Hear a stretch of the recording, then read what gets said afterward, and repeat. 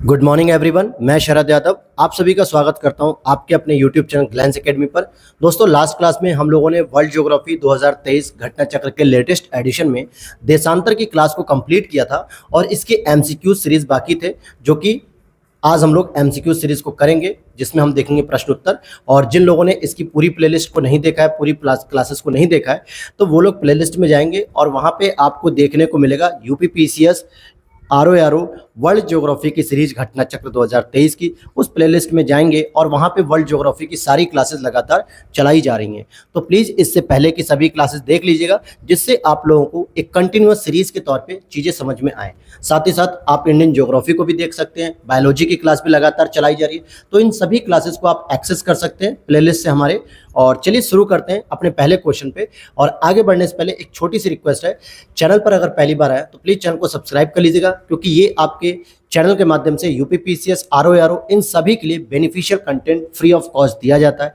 Telegram channel का link description box में है, उसे जरूर ज्वाइन कर लीजिएगा, ताकि वहाँ पे जो भी updates, test paper, test series की जो पीडीएफ वगैरह होती है वो सभी मिलती है। और एक इन्फॉर्मेशन, अगर आप लोग आरओ की भी तैयारी कर रहे हैं तो उसकी टेस्ट सीरीज जो कि ध्येय आईएएस पूरे यूट्यूब पर किसी के पास नहीं है, केवल ग्लैंस एकेडमी करा रहा है। साथ ही साथ ग्लैंस एकेडमी जीएस वर्ल्ड की भी करा रहा है, पीसीएस मंत्रा की भी करा रहा है। तो उन तीनों टेस्ट पेपर को आप करते रहिए, जिससे आपके आरओ में बेहतर प्रदर्शन हो सकेगा। और इस घटना चक्र 2023 की अगर पीडीएफ चाहिए तो डिस्क्रिप्शन बॉक्स में व्हाट्सअप मैसेज नंबर दिया है, वहां पर मैसेज करिए और वहां से अपना इंक्वायरी करके पीडीएफ ले सकते हैं। चलिए, पहला क्वेश्चन है, काहिरा का समय ग्रीनविच से 2 घंटा आगे है, अतः यह स्थिति है। अब बात आती है ग्रीनविच क्या होता है। जिन बच्चों ने आज ये पहली क्लास देख रहा हूँ और इसको नहीं समझ में आ रहा है कि सर ये ग्रीनविच क्या होता है या देशांतर क्या है, तो कल की क्लास अर्थात इससे पहले की क्लास जरूर देख लीजिएगा। तो बात करेंगे, ग्रीनविच एक लंदन में समय है जहां पे देशांतर रेखा जो है कि आपकी 0 डिग्री होती है। कितनी होती है? 0 डिग्री। अब इसी के आगे 2 घंटे आगे की बात कर रहा है, और आपको पता है कि 15 डिग्री में 1 घंटे का समय आगे होता है। तो 2 घंटे का समय कब आगे होगा? जब 30 डिग्री होगा। तो 0 से 30 डिग्री में आप आओगे। अब बात आती है कि आप पूरब की ओर जाओगे या पश्चिम की ओर जाओगे। तो जब भी आप आगे वर्ड देख रहे हो, इसका मतलब ग्रीनविच से आपको पूरब की ओर जाना है, न कि पश्चिम की ओर। पश्चिम की ओर जाने पर समय घटता है, कम होता है, पीछे रहता है। जबकि 2 घंटा समय आगे अगर हम बात करें तो पूरब की ओर आ रहा है। जैसे भारत का 5.5 घंटा समय आगे है, क्योंकि भारत क्या है, ग्रीनविच से पूरब साइड में है। तो यहाँ भी आगे की बात हो रही है, तो इसलिए बी ऑप्शन हो जाएगा कि 30 डिग्री पूर्वी देशांतर। इतनी बात क्लियर हो गई, तो बी ऑप्शन हो जाएगा। तो इस तरीके से आपको पूरे के पूरे एमसीक्यूज और पूरी चैप्टर वाइज जो क्लासेस हैं वो सभी कराई जा रही हैं। तो आप चैनल को सब्सक्राइब जरूर कर लीजिएगा, जिससे आपको और भी अच्छी तरीके से समझ में आ जाए चीज़ें, रेगुलर अपडेट्स मिलती रहे। देखिए, काहिरा या कैरो भी कहते हैं, जो कि मिस्र में है, की स्थिति 30 डिग्री नॉर्थ में है और 31 डिग्री ईस्ट में है। चूंकि काहिरा का समय ग्रीनविच से 2 घंटा आगे है, अतः इसकी स्थिति 30 डिग्री पूर्वी देशांतर के पास बनती है। पृथ्वी गोलाकार होने के कारण 24 घंटे में 360 डिग्री घूमती है। तो 1 डिग्री देशांतर की दूरी तय करने में 4 मिनट लगेगा, और 30 डिग्री देशांतर की दूरी पर कुल 30 गुणा 4 करोगे तो 120 मिनट आगे, यानी कि 2 घंटे। और मैंने इसी को 1 डिग्री की जगह सीधे 15 डिग्री बता दिया था कि 60 मिनट। इट मीन्स कि 1 घंटा आगे होता है। अगले प्रश्न को देखते हैं। 82.5 डिग्री पूर्वी देशांतर पर मध्याह्न हो तो प्रातः के 6:30 बजे किस देशांतर या अंश पर बजेंगे? तो ये जो 82.5 डिग्री पूर्वी देशांतर है, ये भारत का मानक समय है, और इस पे कह रहा है कि देशांतर पे अगर मध्याह्न हो। अब यहाँ पर देखिए, रात्रि का मध्याह्न नहीं पूछ रहा है, दिन का मध्याह्न पूछ रहा है। तो हम इसे कह सकते हैं कि 12 बज रहे हैं। चलिए, हम इसे एएम भी ले सकते हैं रात में, या फिर आप पीएम भी ले सकते हैं, उससे कोई असर नहीं पड़ेगा। तो अगर आप देखें कि 12 बज रहे हैं और इस समय 82.5 डिग्री पर 12 बज रहे हैं, इट मीन्स कि 5.5 घंटा ये देशांतर से आगे है। तो 6.5 घंटे किस पे बजेंगे? तो ध्यान देना कि 6.5 घंटे का मतलब, अगर हम मान ले कि 0 डिग्री पर अगर हम रहेंगे तो हमारा कितना घंटा आगे होता है? 5.5 घंटे आगे होते हैं। लेकिन ये यहाँ पर 6.5 घंटे दिखा रहा है, तो जब आप पीछे जाएंगे तो 0 डिग्री पूर्वी या पश्चिमी पर दिखाई देगा। ठीक है, अब यहाँ पर आप इसको और समझ लीजिए, क्योंकि 82.5 डिग्री पूर्वी देशांतर अर्थात भारत का जो मानक समय है, पर जब मध्याह्न हो तो 6:30 बजे का मतलब हो गया, का मतलब है कि 5.5 घंटे का अंतर। चूंकि 1 घंटे में 15 डिग्री देशांतर होता है, इसलिए 5.5 घंटे में 82.5 डिग्री का अंतर होगा, तो कितना हो जाएगा? 0 डिग्री अंतर ही हो जाएगा। अगले प्रश्न को देखते हैं। यदि दो स्थानों की स्थिति में 90 डिग्री देशांतर का अंतर आ रहा है तो दोनों स्थानों के बीच का समय अंतर कितना होगा? तो भाई आपको पता है कि 15 डिग्री, चलिए मैं 15 डिग्री का नहीं, मैं 1 डिग्री का करता हूँ। तो 1 डिग्री का जो वैल्यू होती है वो 4 मिनट होती है। ये मिनट में है, ध्यान देना। आप जरा 90 डिग्री का कर लो, तो 90 डिग्री का 4 से जब मल्टीप्लाई करोगे तो 360 मिनट आ गए। अब 360 मिनट को जब आप घंटे में कन्वर्ट करोगे तो 60 से डिवाइड करोगे तो आ जाएगा आपका 6 घंटा। तो बी ऑप्शन हो गया कि 6 घंटे का कैलकुलेशन आएगा अंतर में। अगला प्रश्न है, जब ग्रीनविच में मध्याह्न है और एक जगह का स्थानीय मान 5 बजे शाम को है तो वह कौन सी याम्योत्तर अर्थात देशांतर होगी जिस पर उपर्युक्त जगह अवस्थित होगी? तो ध्यान देना कि ग्रीनविच में मध्याह्न है यानी कि 0 डिग्री पर बज रहे हैं रात के 12 या सुबह के 12, और एक जगह पर स्थानीय समय शाम के 5 बज रहे हैं। कितने बज रहे हैं? 5 PM। तो मैं इसको मान लेता हूँ दोपहर का 12 है। तो कितने घंटे का अंतर आ रहा है? 5 घंटे का अंतर आ रहा है। और आपको पता है कि 15 डिग्री पर 1 घंटे का अंतर आता है, तो 15 पंजे 75 हो जाएगा। तो इट मीन्स कि 5 घंटे का अंतर 75 डिग्री पर देखने को मिलेगा। तो ये पूरब में देखने को मिलेगा, क्योंकि आगे चलने की बात यहाँ पर हो रही है। यहाँ पर देखिए वही कैलकुलेशन किया जा रहा है। अगले प्रश्न को देखते हैं। कौन सा देशांतर प्रधान याम्योत्तर के साथ मिलकर ग्लोब पर बृहद वृत्त का निर्माण करता है? तो देशांतर की बात कर रहा है जो प्रधान याम्योत्तर के साथ मिलकर। तो ध्यान दीजिएगा, मैंने आपको पिछली क्लास में बताया था कि 0 डिग्री जो इस तरीके से लंदन से होते हुए फ्रांस स्पेन से होते हुए आती है, और जब हम इसको पिछली साइड में देखते हैं मतलब पृथ्वी के पीछे वाले हिस्से पे, क्योंकि ये तो हमें फ्रंट में दिख रहा है, लेकिन जब हम इसको नॉर्थ पोल 90 डिग्री के पीछे जाते हैं इस तरीके से पैसिफिक ओशन में, तो वहां पे होती है 180 डिग्री कौन सी देशांतर होती है? जो तिथि रेखा होती है। तो इसीलिए डी ऑप्शन हो जाएगा। और 180 डिग्री न तो पूर्व में होती है न पश्चिम में होती है, ये बीचों बीच पॉइंट पे होती है जिस तरीके से 0 डिग्री। तो जब ये दोनों रेखाएं मिल जाती हैं तो आपस में क्या करती हैं? एक ग्लोब का निर्माण कर देती हैं। इतनी बात क्लियर? यहां समझते हैं। प्रधान देशांतर को ग्रीनविच रेखा के नाम से भी जाना जाता है। यह शून्य अंश देशांतर रेखा होती है। इसके ठीक विपरीत 180 डिग्री देशांतर रेखा होती है जिसे अंतरराष्ट्रीय तिथि रेखा के नाम से जानते हैं। और 180 डिग्री देशांतर प्रधान याम्योत्तर अर्थात 0 डिग्री के साथ मिलकर ग्लोब पर एक बृहद वृत्त यानी पूर्ण वृत्त का निर्माण करती है, क्योंकि 0 डिग्री आधा वृत्त बनाती है और 180 डिग्री आधा वृत्त बनाती है।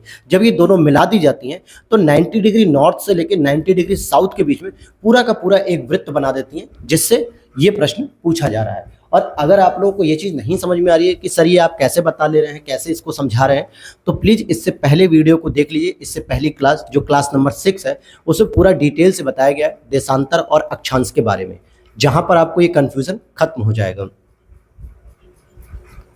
आगे देखते हैं। अगला प्रश्न है यहाँ पर, नई सहस्त्राब्दी के सूर्योदय की प्रथम किरण भारत के किस एक याम्योत्तर में दिखाई दी थी? नई सहस्त्राब्दी का मतलब होता है कि जब सन 2000 शुरू हुआ, 2001, 2002, 2003 इसी तरीके से 2023 आया, तो नई सहस्त्राब्दी का जब सन 2000 का पहला दिन था यानी कि 1 जनवरी 2001, क्योंकि 2000 तो कंप्लीट हो गई, 1 जनवरी 2001 को कौन सी जगह पे सूर्य की पहली किरण देखने को मिली? तो 93 डिग्री 30 मिनट ईस्ट में, अर्थात 93 डिग्री 30 मिनट ईस्ट में। और ये जो जगह थी इस पे बात करेंगे तो रॉयल ग्रीनविच लेबोरेटरी की घोषणा के अनुसार, जो कि लंदन में स्थित है, भारत में नई सहस्त्राब्दी के सूर्योदय की प्रथम किरण निकोबार द्वीप समूह के कटचल द्वीप पर दिखाई दी। कौन से द्वीप पर? कटचल द्वीप पर। कटचल भारत की मुख्य भूमि से तो लगभग 1600 किलोमीटर है समुद्र में, और पोर्ट ब्लेयर से 300 किलोमीटर है, जबकि दक्षिण में 8 डिग्री उत्तरी अक्षांश और 93 डिग्री 94 मिनट पूर्वी देशांतरों के मध्य में स्थित है। इसलिए ये उत्तर इसका सही हो गया। और अगले प्रश्न को देखते हैं। यहाँ पर क्वेश्चन नंबर 7 है, किस स्थान का मानक समय निर्धारित करने का आधार होता है? मतलब कि अगर किसी स्थान का मानक समय हमें निर्धारित करना होता है तो उसका आधार क्या होता है? जैसे भारत का जो 82.5 डिग्री देशांतर रेखा मानते हैं तो उसका आधार क्या है? क्या हम अंतर्राष्ट्रीय तिथि रेखा से करते हैं, या देशांतर रेखा से, या अक्षांश रेखा से, या प्रधान मध्याह्न रेखा? तो 0 डिग्री की जो प्रधान मध्याह्न रेखा होती है ग्रीनविच वेधशाला से जो आती है, तो डी ऑप्शन हो जाएगा। हम इसी के आधार पर अपने मानक समय को तय करते हैं। जैसे यहाँ पढ़ेंगे, प्रधान देशांतर को अंतर्राष्ट्रीय देशांतर रेखा या ग्रीनविच देशांतर रेखा के नाम से भी जानते हैं। और ये इंग्लैंड के ग्रीनविच स्थित रॉयल ऑब्जर्वेटरी से होकर गुजरती है। 0 डिग्री जिसे कहते हैं। शून्य अंश अक्ष देशांतर पर स्थित इसी रेखा को अंतर्राष्ट्रीय मानक समय रेखा का निर्धारण किया जाता है। 180 डिग्री देशांतर रेखा को हम अंतर्राष्ट्रीय तिथि रेखा कहते हैं। और प्रधान मध्याह्न रेखा को निम्नलिखित कौन से देशों से होकर गुजरती है, तो ये भी मैंने पिछली क्लास में करा दिया था मैप के माध्यम से, जिसमें आपको एक ही बार में चीजें याद हो गई होंगी। क्योंकि सबसे ऊपर हमने देखा, देखिए मैप के माध्यम से चलेंगे तो बहुत आसानी से याद हो जाती है। जैसे ही आप 0 डिग्री को यहाँ से गुजारना शुरू करेंगे तो सबसे ऊपर आप देखेंगे यूके मिलेगा आपको। यूके के नीचे आपको देखने को मिलेगा फ्रांस। अब फ्रांस के नीचे आपको देखने को मिलेगा स्पेन। स्पेन के नीचे आपको, जैसे ही आप अफ्रीका महाद्वीप में एंट्री करते हैं तो वहाँ अल्जीरिया देखने को मिलेगा। अल्जीरिया के नीचे आपको माली देखने को मिलेगा। माली के नीचे आपको बुर्किना फासो देखने को मिलेगा। उसके नीचे आपको टोगो देखने को मिलता है। और फिर उसके नीचे गिनी की खाड़ी के पास घाना देखने को मिलता है। और साथ में गिनी की खाड़ी में जाके क्या होता है, 0 डिग्री अक्षांश को काटते हुए नीचे निकल जाती है। तो ये जो मैप पे मैंने आपको दिखाया है पिछली क्लास में, तो आप देख सकते हो वहाँ पे, ताकि आपके दिमाग में एक पिक्चर बैठ जाती है। क्योंकि कहा जाता है कि लर्निंग का प्रोसेस पिक्चर के माध्यम से ज़्यादा बेहतर होता है पढ़ने की अपेक्षा। इसीलिए छोटे बच्चों को हम पिक्चराइजेशन करा के पिक्चर के माध्यम से चीज़ों को पढ़ाते हैं। तो ये ऑप्शन आपका हो गया क्लियर। आगे देखते हैं, प्रधान याम्योत्तर अर्थात 0 डिग्री नहीं गुजरती। तो अभी मैंने बताया आपको अल्जीरिया से गुजरती है, फ्रांस से गुजरती है, स्पेन से गुजरती है, लेकिन नाइजर से नहीं गुजरती है। ऐसे प्रश्न पूछे गए हैं, इसीलिए मैंने इसको मैप के माध्यम से आपको पिछली क्लास में कराया है। और आप अगला प्रश्न फिर से वही रिपीट हो रहा है, प्रधान याम्योत्तर गुजरती है। तो देखिए फ्रांस से गुजरती है, अल्जीरिया से गुजरती है, लेकिन नाइजीरिया और पुर्तगाल से नहीं। क्योंकि फ्रांस स्पेन जो होता है, मतलब फ्रांस के पीछे अगर आप देखोगे तो पुर्तगाल होता है, और पुर्तगाल से ये नहीं जाती है। तो 1 और 2 हो जाएगा जहां से ये गुजरती है। अगला प्रश्न, निम्नलिखित स्थानों में से किनका समय जीएमटी के समान होगा। तो जाहिर सी बात है कि अगर 0 डिग्री जो आपकी ग्रीनविच मीडियन जो मेरिडियन टाइम जा रही है, इट मीन्स की जो प्रधान याम्योत्तर रेखा जा रही है, तो ये देशांतर रेखा पे जितने देशों से होकर जा रही थी, लगभग 9 देशों से 8 देशों से, तो उतना ही तो टाइम सभी जगह होगा। तो आप यहाँ पर देख सकते हो कि 1, 2, 4 यानी अक्रा, डबलिन और लिस्बन, इन सभी के टाइम जो है कि सेम होते हैं।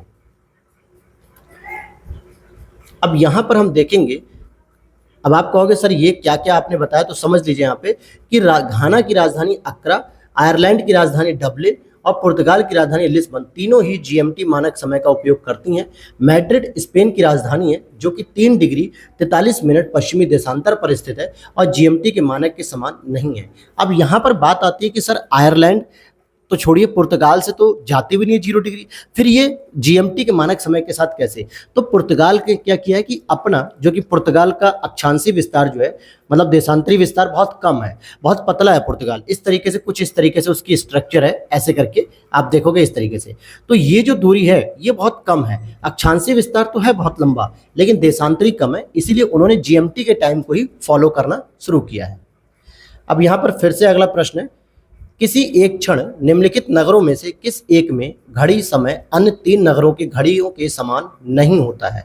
तो नहीं होता है तो अदिस बाबा इथोपिया, क्योंकि इथोपिया की बात करेंगे तो ये पश्चिमी अफ्रीका में देखने को मिलता है, जिसको हॉर्न ऑफ सिंह के नाम से भी जानते हैं, मतलब हॉर्न ऑफ बोलते हैं, हॉर्न ऑफ अफ्रीका बोलते हैं जिसको, ठीक है। तो यहाँ पे इसका समय अलग हो जाता है। अब अगले प्रश्न को देखते हैं हम लोग, ग्रीनविच की देशांतर रेखा से पूर्व या पश्चिम में स्थित होने के आधार पर निम्नलिखित देशों का मानक समय ग्रीनविच माध्य के समय से या तो आगे है या पीछे है। किसका किसका हो सकता है। अब यहाँ पे आप देखोगे तो लिख रहा है कि ग्रीनविच माध्य समय से आगे से पीछे क्रम की दृष्टि से देशों के मानक समय का निम्नलिखित में से कौन सा क्रम सही है। तो वर्ड फोकस करना कि आगे से पीछे, इट मीन्स कि आपको किधर से जाना है। 0 डिग्री के पहले ईस्ट वाले देश को कवर करोगे, फिर उसके बाद आप वेस्ट वाले देशों को कवर करोगे, क्योंकि ईस्ट की तरफ मानक समय आगे होता है, फिर पश्चिम की ओर कम होता है। तो आप देख पा रहे होगे Cuba, Iraq, Japan, Greece, Costa Rica, इन सभी की बात करें तो आप देखोगे कि कोस्टा रिका कहाँ पे है। कोस्टा रिका आपका अमेरिका महाद्वीप में, अर्थात कि नॉर्थ अमेरिका का एक देश है, और जो कि अटलांटिक ओशियन को पार करते हुए सीधे देखने को मिलता है कोस्टा रिका। तो इसका मतलब ये सबसे पश्चिमी में हो जाएगा, ये सबसे लास्ट में होगा। तो इस आधार पे आपका ए ऑप्शन हो जाएगा, क्योंकि 4 सबसे लास्ट में है। क्लियर हो गई ये बात। चलिए आगे देख लेते हैं अगले प्रश्न को। अब देखिए यहाँ पर आप कहेंगे सर आप एक्सप्लेनेशन नहीं करा रहे हैं कोई भी, तो ऐसा नहीं है, पिछली सारी क्लासेस में कराया गया। यहाँ पे केवल कैलकुलेशन है, और कैलकुलेशन तभी समझ में आएगी जब आपने पिछली कक्षाओं को देखा होगा, तभी कैलकुलेशन यहाँ पर समझ पाएंगे। इसीलिए मैं यहाँ पर एक्सप्लेनेशन में कैलकुलेशन नहीं बता रहा हूँ। और जो बच्चे क्लास करके आए हैं पिछली वाली, तो उनको ईजिली समझ में आ रही है, उनको प्रॉब्लम नहीं होगी। जब IST याम्योत्तर पर दोपहर होती है, इट मीन्स कि 0 डिग्री मतलब इंडियन स्टैंडर्ड टाइम की बात हो रही, भारतीय मानक समय पे जब दोपहर के 12 बज रहे होते हैं, तब धरती पर एक स्थान पर लोग अपनी सुबह 6 बजे की चाय ले रहे होते हैं। मतलब हम अगर भारत में 12 बजे दोपहर का लंच कर रहे हैं, तो एक ऐसी जगह भी है दुनिया में जहाँ सुबह 6 बजे लोग चाय पी रहे होते हैं। तो वो देशांतर का स्थान कौन सा है? तो जाहिर सी बात है कि भारतीय मानक समय रेखा जो कि 82.5 डिग्री पर अगर 12 बज रहे हैं, तो अगर आप 6 घंटा पीछे जाओगे, हमें आगे नहीं जाना है, सुबह की चाय हो रही है और हमारे यहाँ दोपहर चल रही है, इट मीन्स कि पीछे जाओगे तो 6 घंटे का अंतर होगा। और आपको ये चीज़ पता है कि 15 डिग्री में 1 घंटे का अंतर होता है, तो 90 डिग्री में कितना हो जाएगा? 6 घंटे का अंतर। तो 90 डिग्री हमें 82.5 डिग्री से पीछे जाना पड़ेगा। और 82.5 डिग्री को जब आप 0 डिग्री तक आओगे, पूरा का पूरा आप यहाँ पे देखिए 82.5 डिग्री जब आप पूरा 0 डिग्री तक आओगे तो ये तो कवर हो गया, लेकिन अभी भी 7.5 डिग्री और बचा है। तो जब 7.5 डिग्री और आओगे तो ये वेस्ट में एंट्री करोगे, तो इसीलिए बी ऑप्शन इज करेक्ट हो गया। समझ में आ पा रही है ये कैलकुलेशन दोस्तों? चलिए अगले प्रश्न को देख लेते हैं। ग्रीनविच से दोपहर 12 बजे एक तार भेजा गया और तार संप्रेषित करने में 12 मिनट का समय लगा। वह एक नगर में 6 बजे शाम को पहुंचा, तो नगर का देशांतर क्या होगा? तो 87 डिग्री पूर्व हो जाएगा। अगले प्रश्न को देखते हैं। अंतर्राष्ट्रीय दिनांक रेखा अर्थात इंटरनेशनल डेट लाइन IDL खींची जाती है कहाँ से? तो प्रशांत महासागर से होकर जाती है, क्योंकि 0 डिग्री की जो रेखा है ये आपकी जाती है अटलांटिक महासागर से, ठीक है। और जब इसी के अपोजिट अगर आप पीछे जाओगे तो 180 डिग्री आपकी कहाँ से खींची जाएगी? पैसिफिक ओशियन से खींची जाती है। यहाँ पे आप देखेंगे कि अंतरराष्ट्रीय तिथि रेखा पृथ्वी पर ऐसा प्रतिबिंब रेखा होती है जो 2 क्रमागत कैलेंडर दिनों को अलग करती है। यह ग्रीनविच इंग्लैंड से 180 डिग्री विपरीत दिशा में प्रशांत महासागर से होकर गुजरती है। उल्लेखनीय है कि जहां कोई स्थल भाग पड़ता है तो इसे मोड़ दिया जाता है सागर की ओर। अगला प्रश्न, तिथि निर्धारक रेखा पर ग्रीनविच से 12 घंटे का अंतर होता है। अब आपको ये पूछा जा रहा है कि जो तिथि निर्धारक रेखा पर ग्रीनविच से 12 घंटे का अंतर होता है और तिथि निर्धारक रेखा 180 डिग्री देशांतर पर स्थित होती है, दोनों ही बातें यहाँ पर सही हैं। कैसे आपकी सही हो जाएंगी? यहाँ पर देखिए ए ऑप्शन यहाँ पर सही है। अब यहाँ पर समझिएगा कि 0 डिग्री से अगर आप ईस्ट में जा रहे हैं तो कितनी डिग्री पहुंचेंगे? 180 डिग्री पहुंचेंगे। या फिर आप अगर वेस्ट में आ रहे हैं तो भी आप 180 डिग्री वेस्ट पहुंचेंगे। तो 0 डिग्री से एक तरफ अगर आप जाते हैं तो 12 घंटे का अंतर देखने को मिलता है। और इधर तो अगले प्रश्न की ओर चलते हैं हम लोग। यहाँ पर इसकी व्याख्या भी आप पढ़ सकते हैं कि तिथि निर्धारण रेखा 180 डिग्री देशांतर पर स्थित है और यह ग्रीनविच रेखा इंग्लैंड से 180 डिग्री के अंतर से होकर गुजरती है, और इसलिए यहाँ पे 12 घंटे का अंतर भी देखने को मिलता है। कैसे मिलता है? क्योंकि 180 डिग्री अर्थात 1 डिग्री में 4 मिनट का अंतर आ रहा है, तो आप 180 की जब 4 से गुणा करेंगे तो 720 आएगा, और जब इसे आप 60 से डिवाइड करेंगे यानी घंटे में कन्वर्ट करेंगे तो 12 चंग 72, इट मीन्स कि 12 घंटे का अंतर देखने को मिलेगा आपको। अगला प्रश्न है, ग्लोब पर 2 स्थानों के बीच की न्यूनतम दूरी नहीं होती है। कहाँ पर नहीं होती है? तो अंतर्राष्ट्रीय तिथि रेखा पर जो है कि न्यूनतम दूरी नहीं होती है। फिर आगे देखते हैं, यदि पृथ्वी के घूर्णन की दिशा उत्क्रमित कर दी जाए तो अंतर्राष्ट्रीय तिथि रेखा पर दोपहर हो तो भारतीय मानक समय क्या होगा? तो 6.5 घंटे का हो जाएगा, क्योंकि उत्क्रमित का मतलब होता है उल्टी डायरेक्शन में अगर घुमा दिया जाए, उल्टी डायरेक्शन में, तो इसलिए 6.5 घंटे का होने लगेगा। अब यहाँ पर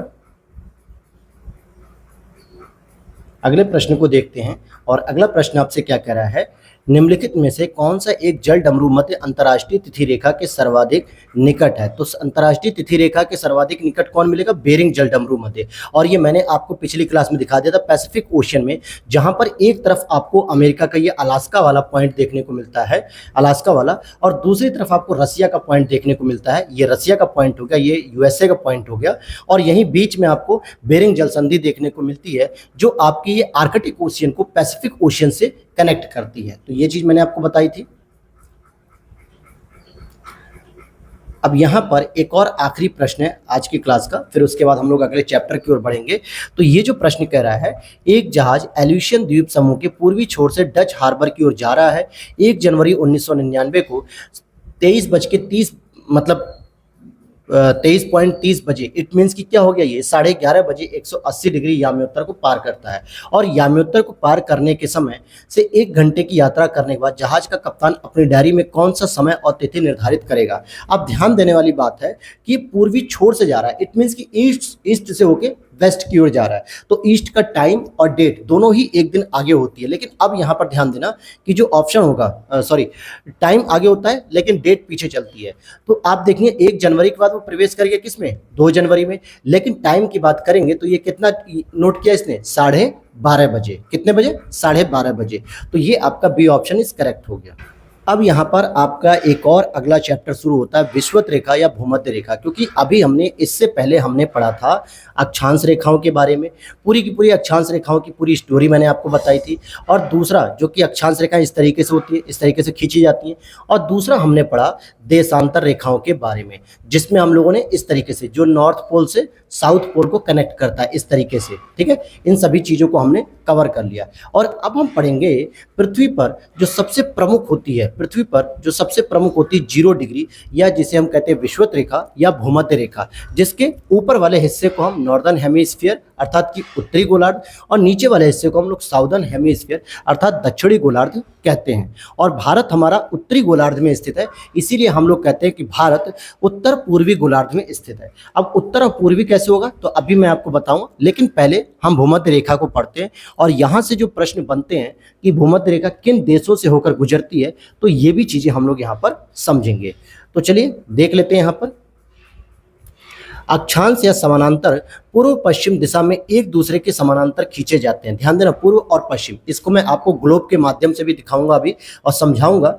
तो उत्तरी ध्रुव और दक्षिणी ध्रुव के मध्य अर्थात दोनों ध्रुवों से समान दूरी पर खींची गई काल्पनिक रेखा को हम विषुवत वृत्त कहते हैं। और भूमध्य रेखा जो वृत्त होता है वो ग्लोब को 2 बराबर भागों में बांट देता है, अर्थात ये वृहद वृत्त का निर्माण करता है। और सभी अक्षांश समानांतरों से क्या होता है, बड़ा होता है। और यह वृहद वृत्त यानी कि ग्रेट सर्कल का निर्माण भी करता है। विषुवत रेखा से ध्रुवों की ओर जाने पर अक्षांशों की लंबाई उत्तरोत्तर घटती जाती है, यानी कि अक्षांश क्या होती, छोटी होती जाती हैं। पृथ्वी की भूमध्य रेखा की कुल लंबाई 40,090 किलोमीटर है और इसकी कुल लंबाई का 78.7% भाग जलीय है, जबकि 21.3% भाग स्थलीय है। अर्थात पूरी की पूरी भूमध्य रेखा पर आप देखोगे तो पैसिफिक ओशियन देखने को मिलेगा, अटलांटिक ओशियन देखने को मिलेगा, और ये सभी की सभी क्या होती हैं, और साथ ही हिंद महासागर भी देखने को मिलेगा। तो लगभग 78% लगभग जल के क्षेत्र आते हैं, और इसमें कुछ जो आपके 11-12 देश आते हैं वो स्थलीय भाग होते हैं। विषुवत रेखा या भूमध्य रेखा पर वार्षिक तापांतर सबसे कम पाया जाता है।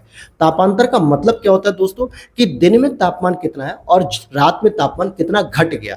जैसे मान लीजिए मैं यहाँ पर आपको बता दूं कि दिन में तापमान मान लीजिए 0 डिग्री के आसपास के जो देश हैं, जो अफ्रीका से होके जाएंगे, साउथ अमेरिका से होके जाएंगे, तो मैं आपको दिखाऊंगा वहाँ पे कि जो 0 डिग्री के आसपास का जो टेम्परेचर है, मान लीजिए दिन में लगभग ये 55 डिग्री सेल्सियस है। और रात में क्या हो रहा है, रात में जैसे ये डे हो गया, और रात में अगर मान लीजिए यही तापमान 10 डिग्री सेल्सियस हो जाए, तो हम कहेंगे कि लगभग 45 डिग्री का अंतर देखने को मिला। लेकिन ऐसा विषुवत रेखा पे नहीं होता है, क्योंकि विषुवत रेखा पे जो दिन का टाइम होता है, दिन में टेम्परेचर होता है अगर मान लीजिए 55 डिग्री सेल्सियस, मैं एग्जाम्पल के तौर पे बता रहा हूँ, तो नाइट में कितना हो जाएगा, बहुत होगा तो 51% हो जाएगा या 49% हो जाएगा। तो अंतर केवल 5 से 6 डिग्री का ही आता है, बहुत ज़्यादा डिफरेंसेस नहीं होता है। इसीलिए कहा जाता है कि वार्षिक तापांतर सबसे कम पाया जाता है।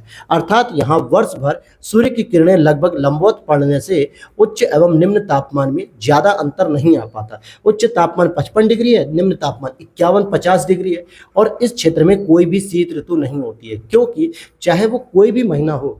जैसे हम लोग भारत में हैं, तो भारत के रिगार्डिंग जो हम लोग स्टडी करते हैं, तो नवंबर, दिसंबर, जनवरी, फरवरी, इवन कि मार्च तक हम कहते हैं कि शीत ऋतु का प्रभाव चल रहा है, क्योंकि ऐसे में सूर्य क्या होता है, दक्षिणी गोलार्ध में चला जाता है और मकर रेखा पर सीधे चमकता है, और भारत की तरफ उसकी तिरछी किरणें आती है, जिसकी वजह से धूप या गर्मी कम हो जाती है। लेकिन 0 डिग्री पर रहने वाले लोगों को कभी भी शीत ऋतु का एहसास नहीं होता है। इसीलिए जब वो किसी शीत ऋतु वाले क्षेत्रों में जाते हैं तो अचानक से उनकी बॉडी में एलर्जी हो जाती है, क्योंकि उन्होंने जिस मौसम को कभी फेस नहीं किया, अचानक से अगर वो ग्लेशियर वाले देशों में, यूरोपीय देशों में चले जाए घूमने, अलास्का जैसे क्षेत्रों में जाएंगे, कनाडा जैसे क्षेत्रों में, तो उन्हें कुछ एलर्जी सी होती है, क्योंकि वो ठंडे प्रदेशों से परिचित नहीं थे।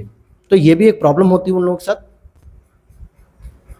अब यहां पर आप देखेंगे कि भूमध्य रेखा पर स्थित देश, तो ये 0 डिग्री जो आपको दिख रही है, इस पे जो भी देश स्थित हैं हम उनकी बात करेंगे। तो देखेंगे आप लाइन से, पहले आप इन देशों के नाम पढ़ लीजिए, फिर मैं आपको मैप में दिखाता हूं। जैसे इक्वाडोर हो गया, कोलंबिया हो गया, ब्राजील हो गया, गैबन हो गया, कांगो लोकतांत्रिक गणराज्य, कांगो गणराज्य, Uganda, Kenya, Somalia, Maldives, Indonesia, Kiribati, Sao Tome Principe. अब आप कहेंगे सर हमें तो ऐसे याद नहीं हुआ, तो आप जरा मैप के माध्यम से याद करा दीजिए, क्योंकि इस पे कुल 13 देशों से होकर ये गुजरती, चाहे वो स्थल खंड में हो या फिर वो जल पर हो, अर्थात जो आइलैंड होते हैं। तो 13 जो देशों से होकर गुजरती है। तो चलिए हम लोग इसे मैप में स्टडी करते हैं। अब यहाँ पर आप देख पा रहे होंगे कि ये जो भूमध्य रेखा जा रही है आपकी 0 डिग्री, तो कहाँ कहाँ से होके जा रही है? तो एक तो आपके जा रही है साउथ अमेरिका से, और एक आपका अफ्रीका से जा रही है। लेकिन मैं इसी तरीके से जब ग्लोब के और इस तरफ जाऊंगा, पीछे साइड में या इस तरफ से, तो और भी देश देखने को मिलेंगे। तो हम चलिए उसको भी देखते हैं। तो ये रहा आपका वर्ल्ड मैप, जिसको मैं थोड़ा सा जूम करता हूं और एक एक करके आपको रिवीजन कराता हूं। तो आप यहां पर देख पा रहे होंगे कि 0 डिग्री की रेखा शुरू हो रही, और अभी हमें किरिबाती को नहीं याद करना है, बस एक तरफ से हम चलेंगे तो एक मैप के माध्यम से आपकी तैयारी बेहतर होगी। तो सबसे पहले हम साउथ अमेरिका में शुरू करते हैं और हम वेस्ट टू ईस्ट की ओर चलेंगे, पश्चिम से पूरब की ओर चलेंगे। तो सबसे पहले आपको एक छोटा सा देश दिख रहा होगा, इक्वाडोर, जहां से ये जा रही है। फिर यहां पर देखिए ये रेखा जा रही है कहां से? कोलंबिया से होके जा रही है। और ये फिर आपकी जा रही है कहां से? ये आपको ब्राजील से होके जा रही है। तो ध्यान देने वाली बात है, अक्सर ये प्रश्न पूछ लिया जाता है आपको कंफ्यूज करने के लिए कि क्या वो वेनेजुएला से भी जा रही है। ये देखिए वेनेजुएला देश ये है, लेकिन इसका जो पिंक वाला कलर है, आप खुद देखिए गौर से, ये जो पिंक वाला कलर है, क्या ये यहाँ पर रेखा से मिल रहा है या रेखा इसे क्रॉस कर रही है? तो ऐसा कहेंगे आप कि नहीं सर, ऐसा नहीं है। तो साउथ अमेरिका से 3 देश मुख्यतः देखने को मिलेंगे, इक्वाडोर, कोलंबिया, ब्राजील, ये 3 देश हो गए। अब जरा हम और आगे बढ़ेंगे तो अफ्रीका में जब आप चलेंगे तो अफ्रीका में आप देखेंगे यहाँ पे गैबन है, कांगो है, डोमिनिकन रिपब्लिक है, ये देखिए ये रेखा जा रही है। फिर यहाँ पे युगांडा, फिर केन्या और फिर सोमालिया। इसी तरीके से हम और आगे चलेंगे। अब इसमें मैप ज़्यादा जूम नहीं हो पा रहा है, लेकिन आप लोग अपने जो रूम में आपने मैप लगाया तो उसमें जरूर देखिएगा। यहाँ इंडोनेशिया का पार्ट आपको दिख रहा होगा, ये येलो कलर का, और यहाँ पे किरिबाती देखने को मिल रहा है। साथ ही साथ यहाँ पर एक आपको साओ टोमे प्रिंसिप भी देखने को मिलता है, ये साओ टोमे प्रिंसिप। तो यहाँ से होकर वो रेखा जाती है। तो अब यहाँ से आपने 13 देशों को देखा, तो कौन कौन से थे? अगर हम बात करें साउथ अमेरिका की, तो हमने शुरू किया सबसे पहले इक्वाडोर को, फिर उसके बाद कोलंबिया, फिर ब्राजील, 3 जो है कि साउथ अमेरिका में देखने को मिला। फिर हमने जैसी एंट्री की अफ्रीका महाद्वीप में, तो साओ टोमे प्रिंसिप देखने को मिलेगा। फिर कांगो गणराज्य, कांगो गणराज्य के बाद कांगो लोकतांत्रिक गणराज्य, फिर उसके और आगे जब हम बढ़ते हैं तो युगांडा देखने को मिलता है, और उसके आगे बढ़ेंगे तो केन्या देखने को मिलेगा, गैबन देखने को मिलेगा। फिर एकदम बाहर की तरफ आपको सोमालिया देखने को मिलेगा, और फिर और बाहर निकलेंगे तो इंडोनेशिया, मालदीव, किरिबाती। मालदीव हालांकि छूट गया था। तो ये पूरे के पूरे 13 देश हैं जो मैंने आपको मैप के माध्यम से बताया। भूमध्य रेखा, कर्क रेखा तथा मकर रेखा तीनों ही अफ्रीका महाद्वीप से जाती हैं। ये एकमात्र ऐसा प्रश्न है जो पूछ लेता है कि कौन सा महाद्वीप है जहां से तीनों रेखाएं जाती हैं, कर्क रेखा, भूमध्य रेखा, मकर रेखा। जब हम कर्क रेखा और मकर रेखा को पढ़ेंगे तो देखेंगे अफ्रीका के किन किन देशों से ये रेखाएं होकर जाती हैं। और दक्षिण अमेरिकी महाद्वीप से भूमध्य रेखा और मकर रेखा जाती है, लेकिन कर्क रेखा नहीं जाती है। और भारत से कौन सी जाती है? केवल कर्क रेखा।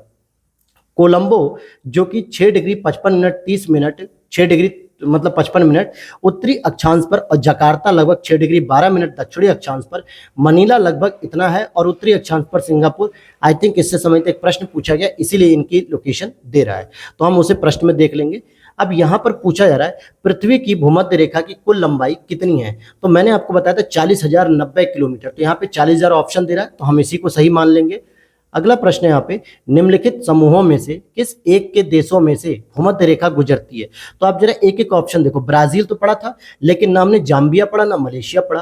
कोलंबिया पढ़ा था, केन्या पढ़ा था, इंडोनेशिया पढ़ा था, ये सही है। सूडान हमने नहीं पढ़ा था, और वेनेजुएला भी मैंने आपको बताया था, ऑप्शन देखिए यूपीएससी ने दिया है। वेनेजुएला आपने देखा था साउथ अमेरिका के महाद्वीप में, तो यहाँ पे कुछ इस तरीके से था और यहाँ से रेखा जा रही थी, बिल्कुल थोड़ा सा अंतर था, बिल्कुल थोड़ा सा अंतर, तो इसलिए वेनेजुएला भी नहीं होगा। तो बी ऑप्शन इज करेक्ट हो जाएगा। अगले प्रश्न को देखते हैं और यहाँ पर अब हम 13 राज्यों को फिर से चाहे तो एक बार देख लेते हैं रिवीजन के तौर पे। Sao Tome Principe, Gabon, Congo गणराज्य, कांगो लोकतांत्रिक गणराज्य, युगांडा, केन्या, सोमालिया। ये 7 तो आपको अफ्रीका महाद्वीप से देखने को मिलेंगे। मालदीव, इंडोनेशिया, ये दोनों एशिया महाद्वीप से आते हैं। Kiribati, Ecuador, Brazil, Colombia. Kiribati को छोड़ दें तो ये तीनों देश आपके साउथ अमेरिका से आते हैं। तो इस तरीके से आपको तैयार करने का एकदम कर लेना है। अगला प्रश्न देखिए, उत्तराखंड पीसीएस 2021 में विषुवत रेखा निम्न में से किस देश से नहीं गुजरती है? तो आपने देखा केन्या से गुजरती है, इंडोनेशिया से गुजरती है, ब्राजील से, लेकिन मैक्सिको से नहीं गुजरती। तो बी ऑप्शन इज करेक्ट हो गया। अगला प्रश्न है, निम्नलिखित में से किन देशों से होकर भूमध्य रेखा नहीं गुजरती है? गैबन से जाती है, सोमालिया से जाती है, रवांडा से नहीं जाती है, साथ ही साथ भूमध्य रेखा गिनी से भी नहीं जाती है। तो केवल 1-2 से जाती है, लेकिन पूछ रहा कहां से नहीं जाती? 3-4। तो डी ऑप्शन इज करेक्ट। और यूपी पीसीएस प्रीलिम्स ने 2020 में ऐसा प्रश्न पूछा है।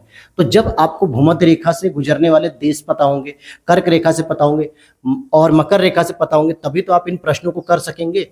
और एमपीपीसी से भी पूछा है कि निम्नलिखित में से किस देश से होकर नहीं गुजरती है? तो मैक्सिको से नहीं जाती है, केन्या से जाती है, इंडोनेशिया जाती है, ब्राजील से। देखिए केन्या का नाम कीनिया भी था, इसलिए आपसे अगर कीनिया ऑप्शन दे दे तो आपको कंफ्यूज नहीं होना है। अगला प्रश्न है यहाँ पे, निम्नलिखित देशों में से कौन भूमध्य रेखा पर अवस्थित है? तो देखिए ब्रुनेई तो था नहीं, केन्या था, वेनेजुएला भी नहीं था, कोलंबिया था। तो 2 और 4 थे, लेकिन वेनेजुएला नहीं था। मैंने आपको बताया कि वेनेजुएला बार बार ऑप्शन दे सकता है, तो यहाँ पर आपका 2 और 3 हो जाएगा। 2 और 3 ही तो थे, हाँ, केन्या और कोलंबिया, बिल्कुल सही है। अगला प्रश्न यहाँ पे, भूमध्य रेखा गुजरती है कैमरून से नहीं, कोस्टारिका नहीं, वेनेजुएला नहीं, केवल केन्या से होकर गुजरती है।